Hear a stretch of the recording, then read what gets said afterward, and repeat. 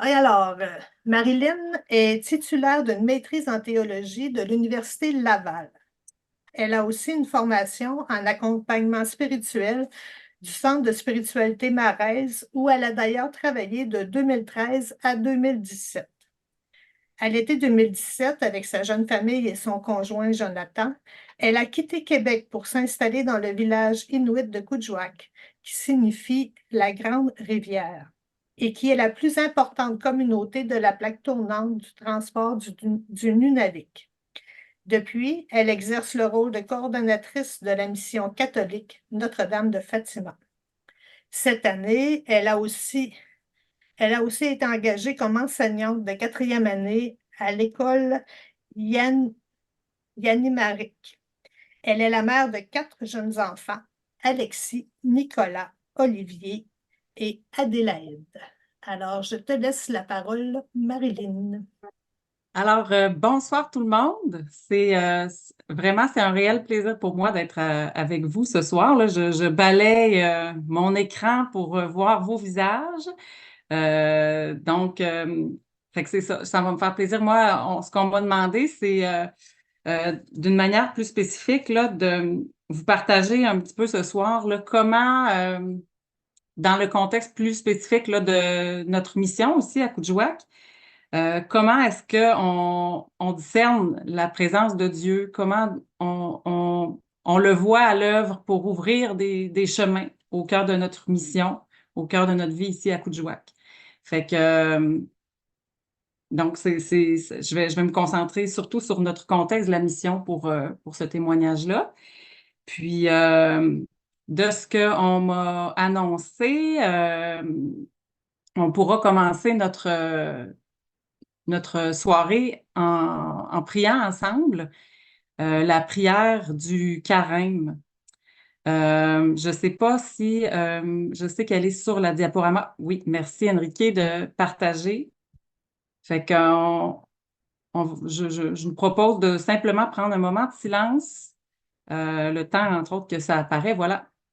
Puis on va demander à l'Esprit Saint, qui est l'Esprit créateur, qui est l'Esprit qui est celui qui ouvre les brèches dans nos vies, dans notre cœur aussi, pour faire surgir, nous ouvrir à l'éternelle nouveauté de Dieu qui nous invite à co-créer avec lui. Alors, si vous voulez, on peut lire ensemble la prière. Alors, viens Seigneur, ouvre-nous le chemin. Les Écritures l'entrevoyaient, les prophètes nous y préparaient, la terre entière y aspirait, que tu viennes instaurer ta paix. En marchant sur notre terre, tu l'as fait changer d'air. Quand ton regard s'est porté sur la misère, nous avons reconnu nos sœurs et nos frères. C'est toi le premier qui nous a aimés, au point où nos cœurs se sont enflammés. Chaque jour devient un carême pour nous apprendre à dire « Je t'aime ». Sur tes pas, à l'écoute de ta voix, nous grandissons dans la foi. Tu es le vivant, aujourd'hui et pour toujours. Par ton esprit, notre vie peut renaître à son tour.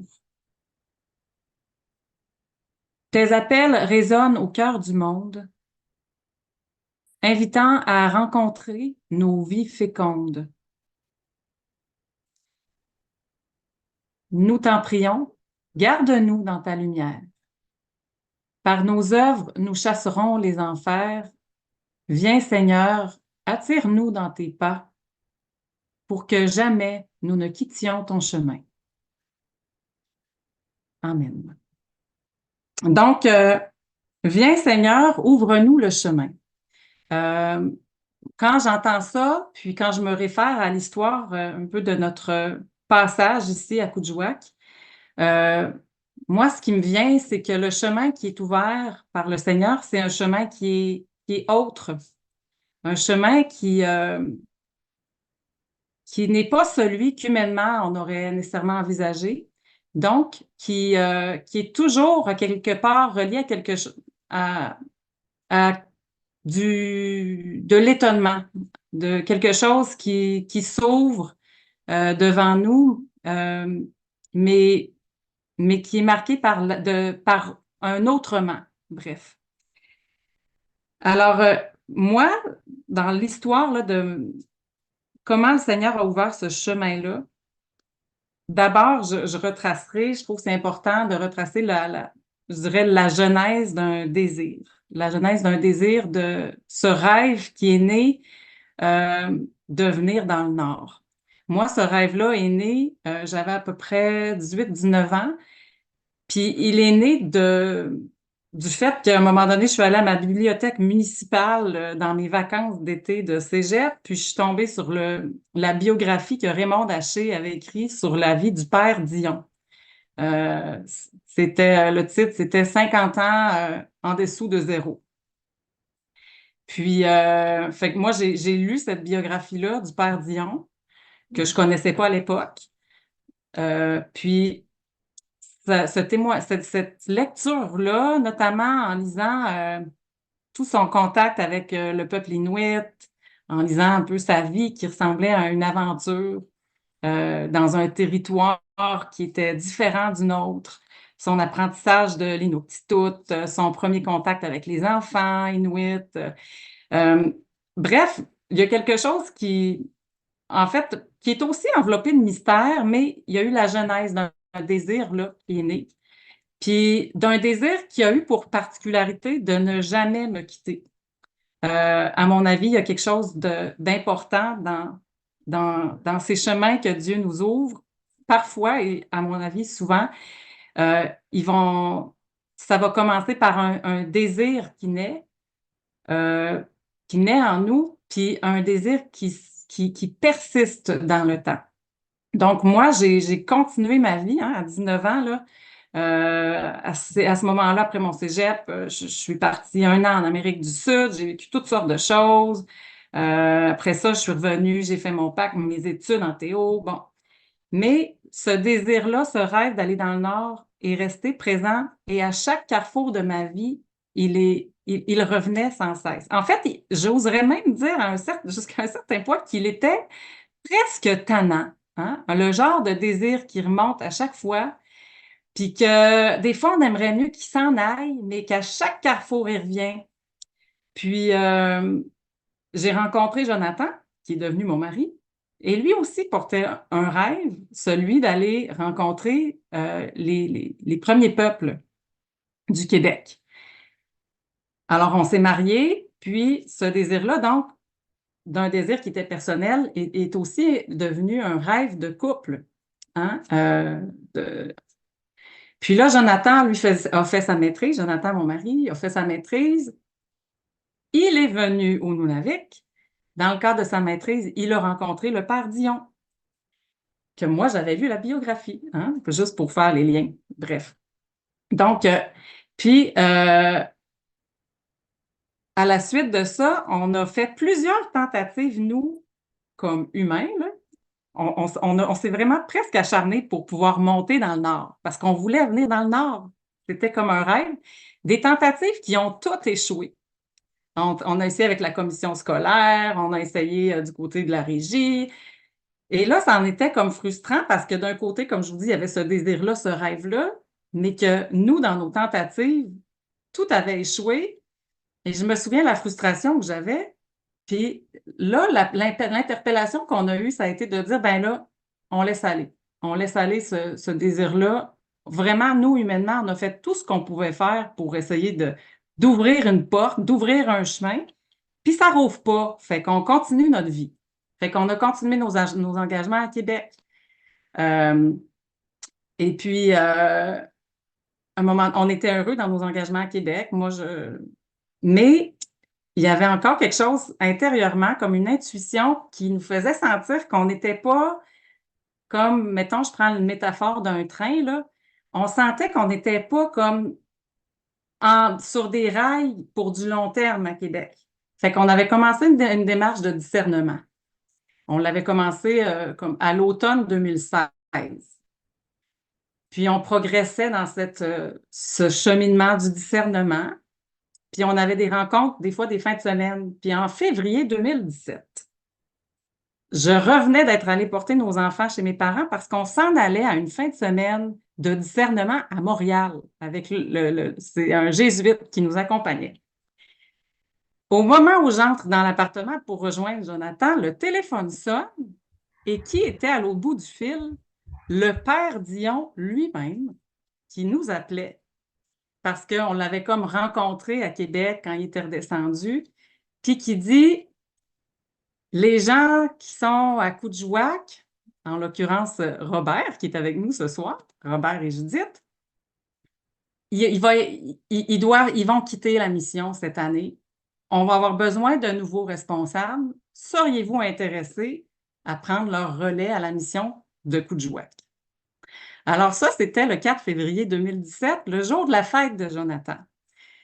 Et là, nous, on est partis à Montréal avec cette ouverture-là. Hein, quand on dit « Seigneur, ouvre-nous tes chemins », nous, humainement, on avait fait nos efforts, on avait fait notre job, rien n'avait ouvert. Et là, pouf, là, tout grand servi sur un plateau. De nouveau, c'était une ouverture tout à fait insoupçonnée. Alors, on a quand même pris du temps pour continuer notre discernement, puis là, vous connaissez la suite parce que ça fait 7 ans aujourd'hui qu'on est à Coudjouac, mais on était allé rencontrer Robert et Judith, puis ça nous avait vraiment confirmé dans notre décision de nous engager dans cette aventure-là. Donc, mettons que je fais juste comme ramasser un petit peu, là, comment comment le Seigneur a ouvert pour nous le chemin? Bien, il l'a ouvert, entre autres, par le biais de témoignages, de prises de parole, la vie du père Dion, Raymond Daché qui écrit sa vie, un désir qui naît, qui persiste dans le temps. Moi, je rencontre Jonathan qui porte ce désir-là.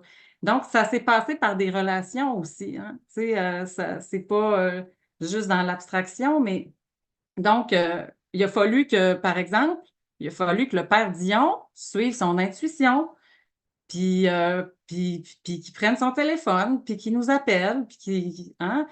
Donc, je pense que il y a comme ce qu'on voit là, c'est moi, je reconnais l'importance d'être sensible à nos intuitions, à nos désirs de part et d'autre. Il y a eu plusieurs personnes qui ont été proches de leur intuition, qui ont été fidèles au murmure de l'esprit en eux pour qu'on soit ici.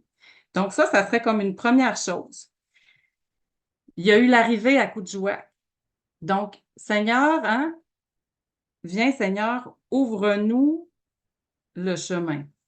Donc, l'arrivée à Coudjouac en famille, c'est sûr on n'arrivait pas tout seul, hein, parce qu'il y avait le père Dion, on était encore proche avec lui parce que on était en contact, c'est lui qui nous avait invités.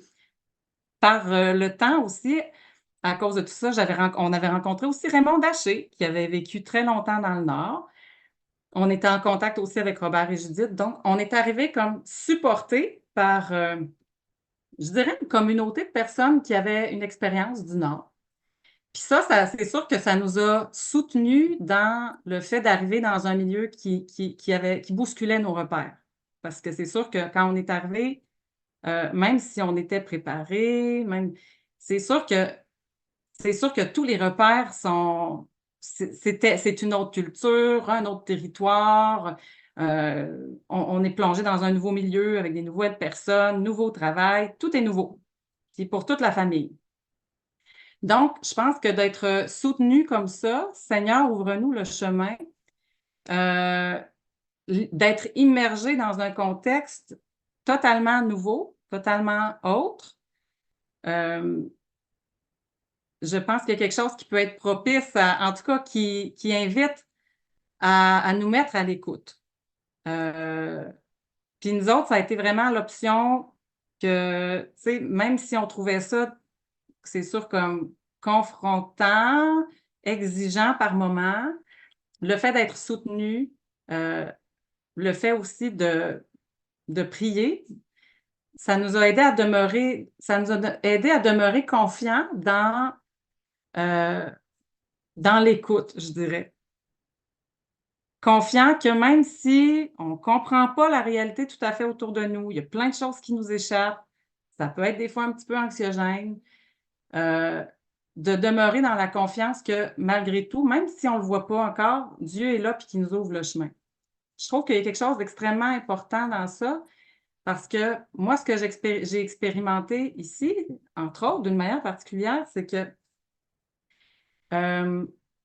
souvent, il faut passer par des moments où on perd nos repères, des moments où on voit plus clair, là, tu sais, où notre système de représentation, il tombe un peu. Il faut passer par là, il faut passer par les brouillards, il faut passer par le fait de ne plus rien voir pour arriver à écouter quelque chose d'autre, puis à plonger dans un niveau que je dirais qui est le niveau, à mon avis, auquel on est appelé comme croyant, peu importe où est-ce qu'on a les pieds, peu importe où est notre vie, qui est le niveau du discernement, au fond. Tu sais, puis si je peux, mettons qu'on fait un lien avec l'évangile de dimanche dernier, là, le grain qui est tombé en terre puis qui meurt. Mais ce qui est très, très intéressant, c'est qu'au début de cet évangile-là, euh, dans le fond, il y a c'est des Grecs qui sont, c'est des Grecs qui étaient montés au temple pour adorer Dieu, puis que là, eux autres, ils vont voir des disciples, puis leur désir, c'est de voir Jésus.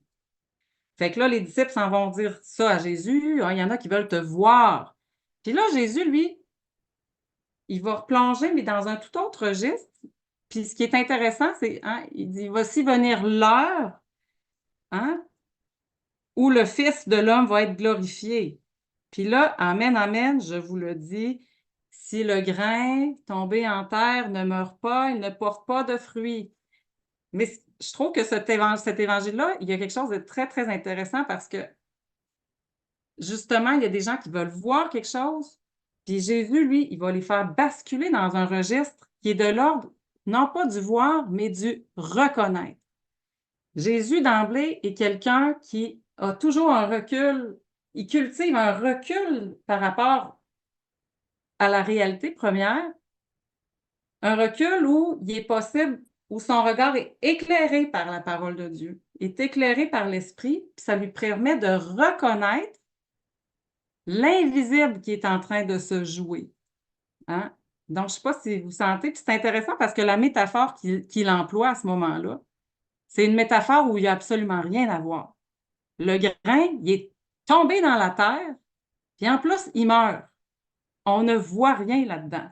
Mais il y a comme quelque chose où on est invité à voir l'invisible à cause de la foi, de voir qu'est-ce qui se joue. Et moi, je pense que dans notre c'est à ce registre-là qu'on a été plongé dans la vie de la mission. Puis c'est que c'est là, à mon sens, où dans la patience, parce que ça a été pendant des années de faire le pari, de demeurer dans la foi que à travers l'écoute, même s'il y a des fois où on ne comprenait pas, par exemple, euh, euh, une idée d'un projet mettons, une première année, je me dis, ah, ça serait le fun pour la semaine de l'unité des chrétiens, on va proposer un projet à l'Église anglicane, par exemple. Tu sais, moi, dans ma tête, c'est un super beau projet, intéressant, on rentre en contact, mais d'être confronté par exemple, à des échecs, d'être confronté à des choses qui ne se passent pas comme on le voudrait, puis on ne comprend pas pourquoi, tu sais. D'être confronté des fois à des silences, d'être confronté à toutes sortes de choses où on ne comprend plus, où on ne voit rien. Mais le pari à faire, c'est justement de tenir dans de consentir à ne rien voir, puis de se mettre à l'écoute. Moi, à mon avis, c'est vraiment la base de notre cheminement ici. Ça a été un apprentissage à, je dirais, à mourir à soi, pour reprendre la métaphore de Jésus dans l'Évangile, du grain qui meurt. Quand on pense, quand on arrive dans le non-voir, qu'on ne comprend plus rien, c'est que là, mon regard humain sur les choses est appelé à tomber puis à mourir, puis c'est correct. Parce qu'il y a un autre regard qui va être donné. Il y a un autre reconnaître qui va être donné. Puis ce reconnaître-là, il va être, il va être de l'ordre de la relation. Il va être de l'ordre de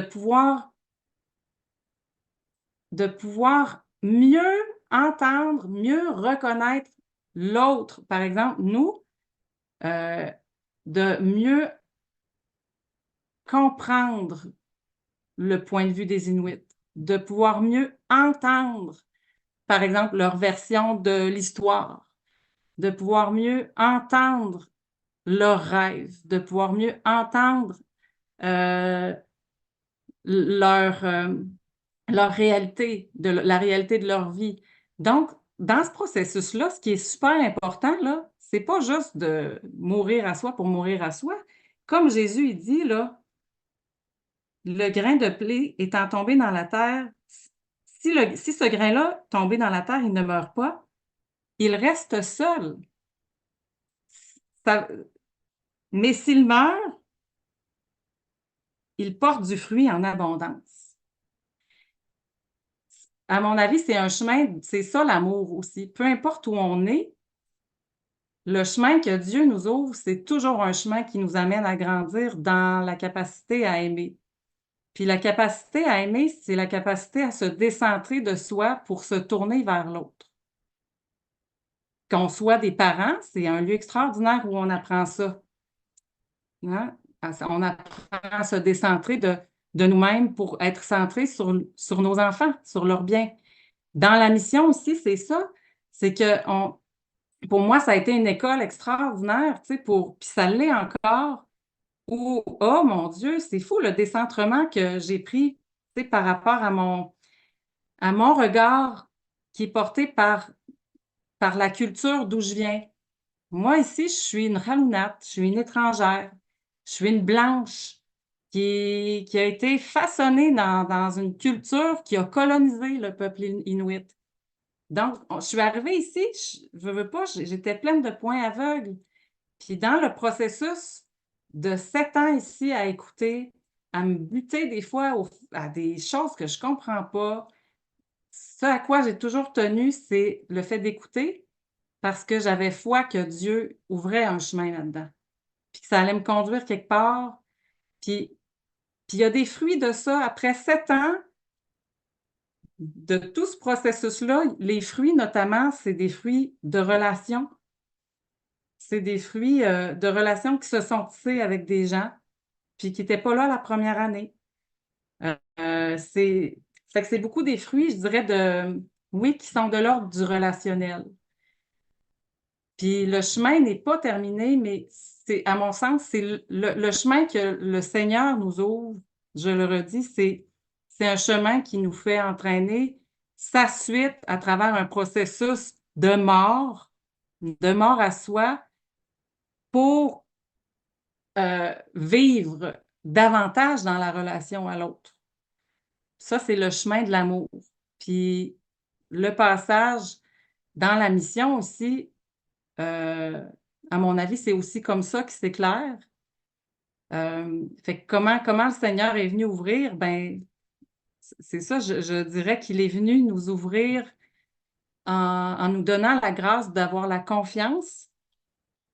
Puis ça, cette grâce-là de confiance, elle a été soutenue par les gens qui étaient autour de nous puis qui nous supportaient, que ce soit, par exemple, Robert ou nous, on a surtout connu Gilles Lemay, qui était l'évêque, ou que ce soit Raymond Daché, qui a été tellement présente aussi.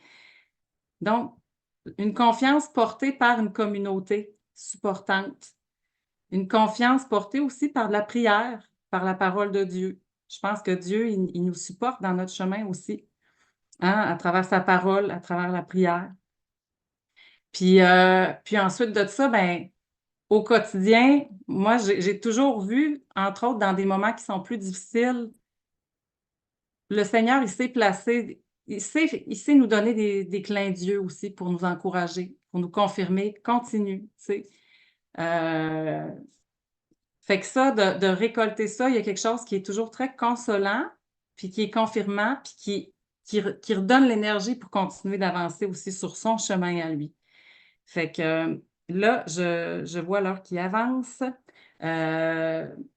Donc, ça m'amènerait, donc c'est comme un témoignage là, qui balaye assez large là, sur notre vie ici de la mission. Donc, je sais que là, on va être rendu à l'étape de partir en petits groupes. Peut-être que si, Enrique, tu voulais comme reprojeter la question, la question que je propose pour ces petits groupes-là, pour alimenter. Mais comme dirait Saint Ignace de Loyola dans les exercices spirituels, cette question-là, son but, c'est comme d'alimenter ou de stimuler les réflexions. Donc, il faut qu'elle soit comme aidante ou inspirante, hein. Bref, si elle n'allume pas quelque chose, si vous, c'est autre chose qui vous allume, je vous invite aussi à suivre, hein, à suivre le mouvement, suivre les mouvements intérieurs aussi qui vous habitent. Mais je vous propose quand même une question qui peut être un tremplin ou un levier. Comment, moi, est-ce que je vis avec les événements qui ébranlent mes repères? Les événements qui me laissent dans le brouillard, dans une impression de ne plus rien comprendre et de ne plus rien voir. Donc, c'est la question que je nous lance ce soir pour nos entretiens en petits groupes. On vous laisse quelques minutes pour la prendre en note ou la photographier avec votre cellulaire, c'est plus rapide. Merci aussi pour Marilyn. Alors, j'ai beaucoup aussi apprécié avec ce que je dirais pour Marilyn, je dirais un peu pour quasiment la majorité des gens qui ont témoigné, parce que je sais pas si vous avez remarqué, sur 5 personnes, on avait 4 laïcs qui témoignaient finalement. Et tant Marilyn que les autres ont montré que dans la vie des laïcs, il y a des appels aussi, il y a des cheminements spirituels. Puis, et dans nos équipes, je pense qu'on a vu aussi, là, c'est pas réservé aux prêtres, aux religieux, c'est ça. Alors, chacun, puis et Marilyn aussi, les autres qui ont accepté d'autant plus d'avoir vraiment un ministère en Église, un nouveau ministère avec c'est des réalités qui sont nouvelles puis qui sont belles aussi. Puis je pense qu'on a été à même d'apprécier aussi comment l'Évangile aussi, avec l'Évangile de dimanche dernier qu'elle a utilisé, comment elle peut l'appliquer de façon très riche aussi. En terminant, ben, je veux remercier l'équipe qui a organisé ces retraites-là. Là. Vous les voyez principalement, les deux équipes des deux diocèses. Là. Alors, il y a Guylaine et Sœur Sophie de côté de Rouen-Noranda, puis il y a Enrique, Andrés et François du côté d'Amos, principalement, j'espère que j'en oublie pas, qui ont travaillé pour bâtir ça ensemble avec une idée un peu folle qui est venue comme ça, puis je pense que c'est très porteur pour l'avenir. Je ne sais pas si on reproduira, on va voir un peu l'évaluation, je ne sais pas si on reproduira la même chose, mais en tout cas, c'est déjà c'est une expérience pour le nouveau diocèse aussi, de rencontre, de partage et d'enrichissement. Puis j'ai senti que les gens étaient appréciaient et s'enrichissaient mutuellement par ce qu'on recevait et par ce qu'on partageait entre nous. Alors ça, c'était une grande richesse. Et je vais demander au Seigneur aussi, en terminant, qu'il vous bénisse, qu'il vous aide à la fois à avoir grandi et à témoigner de cette expérience que l'on vient de vivre ensemble. Alors qu'il daigne vous bénisse chacun d'entre vous, au nom du Père et du Fils et du Saint-Esprit. Amen. Bye bye à tout le monde. J'étais contente d'être avec vous ce soir. Ben, Oui, merci merci. beaucoup.